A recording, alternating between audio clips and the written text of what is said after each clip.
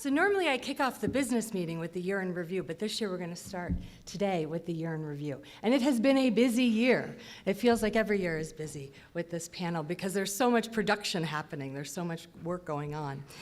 So I'm excited to share some of that with you.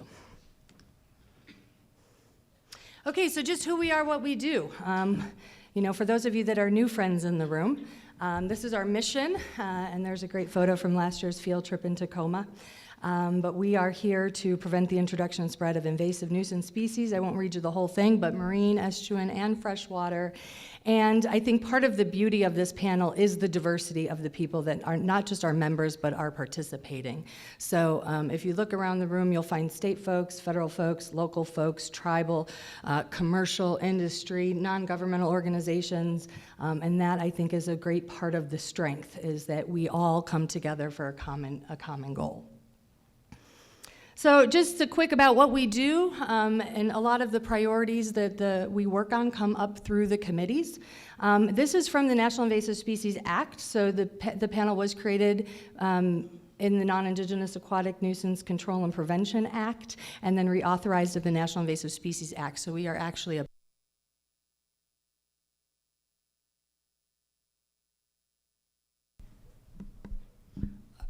Hello? There we go. So in the law, it actually tells us what our job is. So the first one is identify. I could just get really loud. Bring my Chicago Italian out. Okay. Okay. Thank you, sir. Tomorrow we'll talk about recommendations to the task force. Third, coordinate. That's the big part of our job. We're the coordination body, which is the communication hub.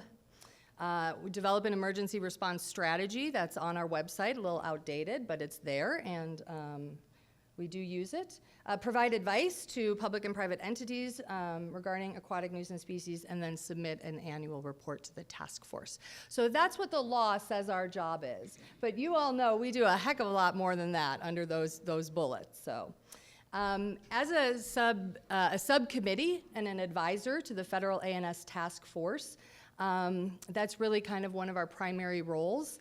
And the task force, for those of you that are not familiar, there are 6 regional panels. 2 were created in the law, Great Lakes and us, and then 4 came later, plus the membership of the task force. So we attend the spring and fall meetings, we participate in all panel discussions, and it's our job to help implement the strategic plan of the task force, which is currently being finalized. We did host Lake Tahoe, thanks to Dennis and Tom and all their team there. We did host the May ANS Task Force meeting, and it was a really great meeting, so we really appreciate that and everyone that participated. And then the ANS Task Force, under their new strategic plan, are propping up their committees, and so we participate in those committees as well. So a little bit about our structure. We have, obviously, there's our map, Canada, Mexico, and the 19 states in between. Our executive committee is who you elect. You're going to elect new executive committee members tomorrow. And they're 9 individuals, including the chair and the vice chair, that basically govern the panel, work with the coordinator, and so on. Manage the budget, all the fun things, right? Then we have our standing committees. All of our committees and work groups are created by the executive committee. The standing committees are long-term. They're not going away. They're going to be here years and years and years and years. So things like membership, annual meeting. Last year, we actually changed our watercraft inspection decontamination think tank committee and made that a standing committee. It had come and gone so many times over the last decade that we said we just need to keep it going nonstop. So that one changed. And then work groups, they're like specific tasks. So they come in, we get a group together, they go tackle a problem, create whatever they need to create, and then the group gets dissolved. So that's kind of how we work. This is our organizational structure, and I don't expect you to read all those little names on there, but we'll go through all the committee stuff again tomorrow in the business meeting. You see the standing committees in dark blue on your left, and the work groups on the right in that like lighter blue color, and then the chairs listed in the box. Each committee and work group has a liaison to the executive committee. So an executive committee member is assigned to each committee. Well, they volunteer. We don't tell them. But they're basically the person that's on the executive committee that participates on the committee or work group and then reports back. So we have this constant communication every month between the committees and the executive committee. And if you're on the executive committee and you're the chair, you get to fill both jobs. So a little bit about our executive committee. That's the group of folks. I just want to acknowledge them and say thank you. They get in the phone for 2 to 3 hours every single week and really work through a lot of the issues that come up through the committees or the membership or partner organizations. So they are really just amazing, amazing collaborators, and they work really hard for all of you. So thank you, thank you, thank you. A little bit about accomplishments, and these are really panel accomplishments, not quite executive committee because it was all of us. But 2 big publications this past year that we were able to get done. We decided in Tacoma at our annual meeting last year that we were going to write a summary report to conclude the Building Consensus in the West effort. That was a work group that was created back in 2011 and concluded in 2009. And I can't be more proud of the work that we've done in that group with our partners. And so that report is now available on our website, and hopefully you all got it. The Quagga Zebra Action Plan for U.S. Western Waters, that was originally requested by Senator Feinstein in 2008 and was published by the panel in 2010, approved by the National Task Force. So we've had 10 years of working on Quagga Zebra mussel management in the West, and so we were able, with everybody in this room and our partners, to actually go in and write down what have we accomplished. And the list is great. It is a vast list. It's really impressive. And this will kind of help us, these 2 things will help us tee off what we're going to be working on in this next year. We did a tremendous amount of outreach on partners for Building Consensus BC and QZAP. And I'll go through kind of the timeline. And then the panel played a leadership role in the Western Governors Leadership Summit on zebra and quagga mussels, which was held just last August in Las Vegas. A couple of other things that we're working on from the operational side are some standard operating procedures. We don't have those, and we've been working on those for a few years, so those are bumping to the top of the list. And then we are keying up for our bylaw revision. So every 4 years, we revise our bylaws. And so our membership committee's working on that, and our executive committee's working on that. And then we do have a new website, which I'm so excited about. I was like jumping up and down in my office when Mason showed it to me. It's like a really awesome website. So I'm really excited. I hope you guys will like it as much as we do, and that you'll find a lot of utility and value and be able to get information easier and figure out who to talk to easier. So you'll hear more about that later. Now, our executive committee may change tomorrow based on the vote, but this is what we have kind of keyed up for the next year. We have just started the updated recommendations for the Quagga Zebra Action Plan for Western U.S. waters. We're going to call that QZAP 2.0 for short. And then outreach of that document to our partner organizations. We are working to facilitate some dialogue between the Coastal Committee and our federal ANSTF members regarding VEDA implementation, trying to get some better communication in place there to help out our Pacific states and our Coastal Committee. So that's a priority for us. And then again, like I said, completing our standard operating procedures and bylaws. Those aren't the fun things, the bylaws, but they're really, really important. So we do that every 4 years, and this year we're going to add on the SOP. So next year in Alaska, you will all be voting on these updated documents, and we'll be talking about them a lot at the mid-year meeting. So I just want to get it in your head that these things are coming so that when it's time for comment, you guys are ready. Okay, so a little bit of timeline from the last year. So last October, we were in Washington. We had a great meeting out there, and we decided to write the BC and the QZAP reports. And we also created our eDNA work group. And again, we're going to have a whole session on that, and we're going to get into a lot of detail about that later. In November, we attended the ANS Task Force meeting and gave a presentation on what we were doing with QZAP and Building Consensus. We created the Fire Equipment Inspection and Decontamination Work Group. We got to work on those reports. I mean, a big chunk of the year was really just working on those reports. Really kind of the first 6 months was putting them together, and the second 6 months was outreaching.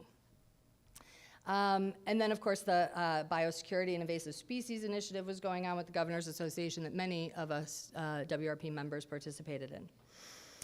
December, we just kind of kept cranking on those reports. And unfortunately, that leadership summit was canceled in January. It was postponed till August. So instead, the state coordinators all got together and really worked on those reports. We got to sit in a room for 2 days and go through them line by line and really have some good dialogue. So that proved to be a really valuable time. Also in January, the AFWA North American meeting was held, so I did attend that and gave a presentation on what we were working. And kind of, I would go out to like the task force or AFWA, and you'll see a lot of other groups on there in our coordinating the coordination groups. And you know, I'd present what we have, but I was also taking the intel back. So I was saying, okay, this is what we know, what do you guys know? So you'll see some of that coming out. A lot of the outreach, it's two ways. It's this is what we know, but I'm also trying to get a lot of that input from those partners, those leaders. AFWA are our state agency directors and federal agency directors, and so you know, making sure they have a voice in what we're doing is really important in terms of getting them implemented. If we throw these things on their desk and they've never heard of them, it doesn't help us. But if they're a part of the process, then they're more likely to pick them up and run. So that's really what we've been trying to do throughout these other organizations. February was NISA, the National Invasive Species Awareness Week in DC. The panel itself does not participate, but there is a group of us that go, and we did have a special session for congressional staff this year that was organized by RISC, and we were able to present on QZAP and the importance of the work we're doing in the West, and we did actually talk about quite a few coastal issues there as well. We did share. March, we finished the reports. April, we had our all-member call, and you had your final call for comments. In May, again, we hosted the ANS Task Force meeting at Tahoe, and again, presenting and getting feedback. There was some really intense dialogue there about quagga zebra mussels. Moving on, in June, I got to stand on stage with 12 Western governors. 5 minutes. I got 5 minutes to tell them the history of zebra quagga mussels in the West, why they're bad, what everybody's doing about them, and what we need. 5 minutes. But I will say, I got it out. And no pictures on my slides either, only photos.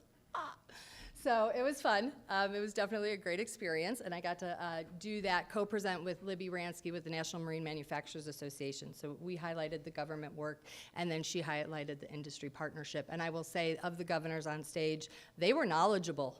They asked questions, good questions, like they knew, which is amazing. That's great, you guys. It's a testament to your good work that the governors actually asked really good, intelligent questions, and they really knew what was going on. So that was pretty exciting. It was about the most nervous 5 minutes of my life, but it worked. July, we had the WAFWA committee, so Western Association of Fish and Wildlife Agencies. Those are a lot of our fish chiefs, deputy directors, and directors of state agencies. And again, that back and forth, this is what, you know, here's the reports, and talking about the future. What does the next 5 to 10 years look like? What does success look like? How do we measure it? Those sorts of questions. So not just like a presentation, but a lot of back and forth dialogue. September, cranking up for this meeting, had a lot of work done in September, so we had 2 webinars in September, and our Education and Outreach Committee had a webinar, and then our Seaplane Inspection Committee, and we hope to have more of those sorts of kind of working webinars moving forward. We also published the inspection protocol for amphibious aircraft and the best practice guide document for marine biofouling management and recreational boats, so that was from the Coastal Committee. And then started working on the new QZAP. So that's kind of how the year went. It was a busy year. And one thing that I left off of there that I shouldn't have is that Nate Owens did present on our behalf at SOBA, the State's Organization for Boating Access. So that was in August, I think, something like that. But yeah, thank you for doing that. So I should have included that. I apologize. And then here we are, Montana, back together again. It was a long year, a busy year, but it felt like it went by in a blink of an eye. So Excited to be here and keep moving forward. As you've heard in the timeline, we do spend a lot of energy on what we call coordinating the coordination, a kind of a joke term that came up in a meeting about a decade ago that has become a core component of what we do here in the WRP. And the goal of that is to connect the work of the panel to the other like-minded organizations that can help implement and further and advocate for the needs of our members. And so these are just some of the groups that we are working with, not all of them, but just wanted to acknowledge that.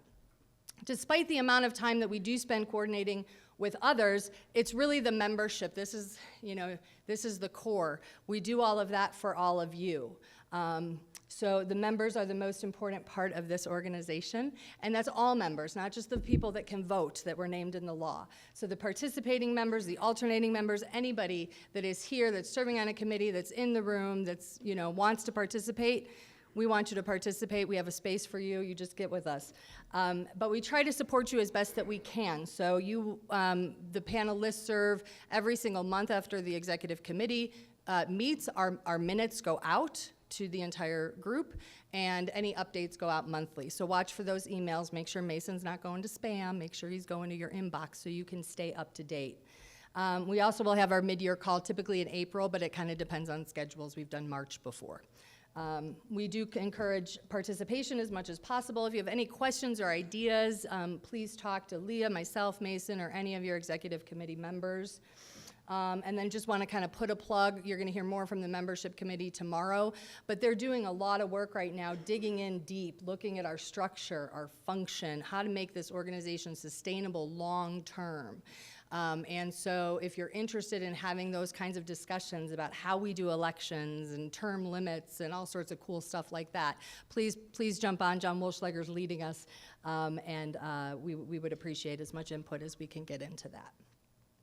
So that's what I have for you today for the year in review. I want to thank everybody for your participation and your help and just for being you. So thank you all so very much, and I look forward to a great couple of days with y'all.